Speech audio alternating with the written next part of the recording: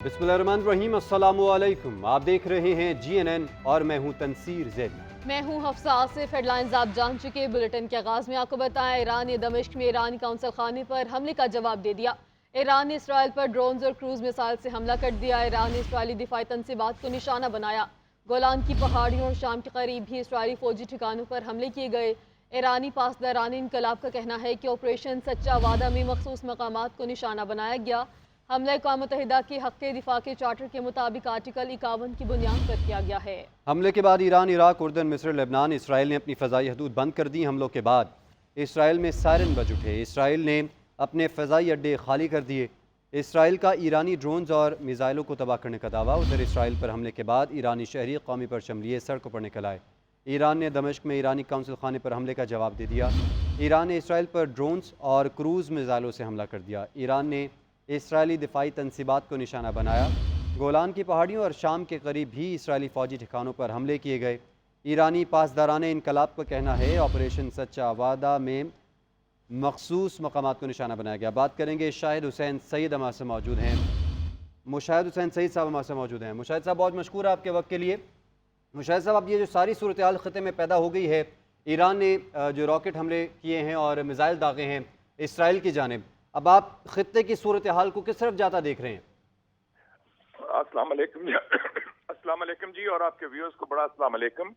और मैं समझता हूँ कि ईरान मुबारकबाद का मुस्तहिक है कि उन्होंने इजरायली जारियत के खिलाफ एक मुंह तोड़ जवाब दिया, जो पहली मर्तबा है 50 सालों में कि किसी मुसलमान मुल्क ने इजरायली जारियत का जवाब दिया है। 50 साल पहले अक्टूबर 73 में मिस्र और शाम ने जवाब दिया था इजरायली जारियत का। उसके बाद ये हुआ है। आपको याद होगा कि पहले इजराइल ने नस्लकुशी की है अभी फलस्तीन में, फिर उन्होंने 1 अप्रैल को इजराइल ने जो ईरानी सफारत खाना है दमिश्क में उस पर हमला किया। अब उसके जवाब में ईरान ने 350 मिसाइल और ड्रोन, और जैसे आपने फरमाया ऑपरेशन ट्रू प्रॉमिस सच्चा वादा, उसमें उन्होंने जवाब भी दिया है। और मैं समझता हूँ कि जो एक भरम था इजराइल का कि इजराइल जो मर्जी कर ले, कोई मुसलमान मुल्क उनके सामने ना खड़ा होगा, लेकिन ईरान ने एक हिम्मत, कुव्वत और सलाहियत का मुजाहरा किया कि वो जवाबी कार्रवाई कर सकता है। इससे फलस्तीनी अवाम के, मुस्लिम उम्मा के अवाम के बड़े हौसले बुलंद होंगे। अब बात यह है कि इजराइल के लिए बड़े मुश्किलात का सामना है कि एक तरफ वो हमास की जो कुचल नहीं सका 6 महीने की जंगजूई के बावजूद, दूसरा है कि ईरान ने भी उनका जवाब दे दिया है। इसलिए जो अभी 25 मिनट की गुफ्तगू हुई है टेलीफोन पर सदर बाइडन की और नेतन्याहू जो वजीर आजम है इजराइल का और जो सबसे बड़ा वॉर क्रिमिनल है, उसमें अमेरिका ने एक बावर करा दिया है कि एक तो आपने कोई जवाबी कार्रवाई नहीं करनी हमारे पूछे बगैर, और अगर आपने कोई ईरान पर हमला किया तो हम आपका साथ नहीं देंगे। ये पहली दफा हुआ है कि अमेरिका ने वाज़ेह कर दिया ईरान को इस हवाले से, क्योंकि अमेरिका को मालूम है कि अगर जंग बढ़ गई तो वो ना अमेरिका संभाल सकेगा, और वो ऐसी जंग है जो इजराइल नहीं जीत सकेगा। क्योंकि इजराइल आगे भी जो हमास के खिलाफ, फलस्तीनियों के खिलाफ 6 महीने की नस्लकुशी के बावजूद सियासी तौर पर, सफारती तौर पर, इखलाकी तौर पर, कानूनी तौर पर और नफ्सियाती तौर पर वो जंग हार चुका है फलस्तीन के खिलाफ। तो इजराइल ईरान के खिलाफ कोई जंग नहीं जीत सकता। तो कोशिश यही होगी कि मामला समझ जाएं। इसलिए इजरायली प्रोपेगेंडा ये कर रहा है कि जो हमें इजराइल पर जो रॉकेट बरसाए हैं, ड्रोन्स जो हैं, उसका ज्यादा नुकसान नहीं हुआ, तो इसका मतलब है कि वो अमेरिका यही कह रहा है उनसे कि अब हिसाब बराबर हो गया है, तो अब इधर ही बात खत्म करें। मुशाहिद हुसैन साहब, जैसे आपने कहा कि अमेरिका ने कहा कि हिसाब बराबर हो गया है और वो ईरान पर जारहाना हमले की हमायत नहीं करेगा, तो अमेरिका के इस जवाब के बाद इसराइल का मुमकिन रद्द-ए-अमल क्या हो सकता है? इसराइल का मसला जो है उनका दाखिली राय आमा है, पब्लिक ओपिनियन। ये नेतन्याहू जो है, ये जैसे मैंने कहा वॉर क्रिमिनल भी है और उसकी मकबूलियत भी जीरो है इस वक्त इसराइल के अंदर। वो फलस्तीन के खिलाफ जो जंग कर रहा है वो इसीलिए कर रहा है कि जिस दिन जंग का खात्मा हुआ उसकी हुकूमत का भी खात्मा हो जाएगा।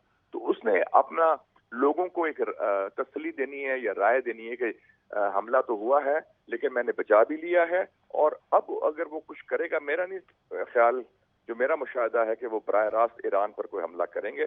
लेकिन ये हो सकता है कि ईरान के कई तंसीबात और अड्डे हैं शाम में, इराक में, लेबनान में, यमन में, پھر ان کے حلیف ہیں حزب اللہ اور حوثی اور فلسطینی اسلامی جہاد ایسے تنظیمات، تو ان پر کچھ ایرانی تنصیبات پر، ایرانی اڈوں پر اور کچھ ایرانی مقامات پر جو ایران سے باہر ہے ادھر حملہ کرے، لیکن براہ راست اسرائیلی حملہ ایران کے اوپر ڈائریکٹلی مجھے نظر نہیں آ رہا، کیونکہ وہ امریکہ بھی اجازت نہیں دے گا اور اس کے نقصانات اسرائیل کے لیے بہت برے ہوں گے۔ اچھا مشاہد صاحب، ایران نے ساری صورتحال میں یہ بھی واضح کیا ہے اور درخواست بھی کی ہے کہ تمام اسلامی ممالک جو ہیں وہ اس بات سے باخبر رہیں کہ اپنی فضائی حدود اسرائیل کو استعمال نہ کرنے دی جائیں ایران پر حملے کے لیے۔ تو ایران کے اس مطالبے کے بعد آپ کیا سمجھتے ہیں جو دیگر اسلامی ممالک ہیں ان کی پوزیشن کیا ہونی چاہیے بشمول پاکستان؟ میرے خیال میں بشمول پاکستان ہمیں اصول اور حق کے ساتھ کھڑا ہونا چاہیے، اور اصول حق یہ ہے کہ ایک ملک ظالم ہے اسرائیل، اس نے جارحیت کی ہے فلسطینیوں کے خلاف، ایک برادر مسلمان ملک کے خلاف، ایران اور شام کے خلاف۔ ہمیں حق اور انصاف کے ساتھ کھڑا ہونا چاہیے، اور ان اخلاقی طور پر بھی اور انٹرنیشنل لا قوانین کے حوالے سے بھی اور یو این چارٹر کے ساتھ بھی ہمیں ایران کے ساتھ کھڑا ہونا چاہیے اور کھل کے کھڑا ہونا چاہیے۔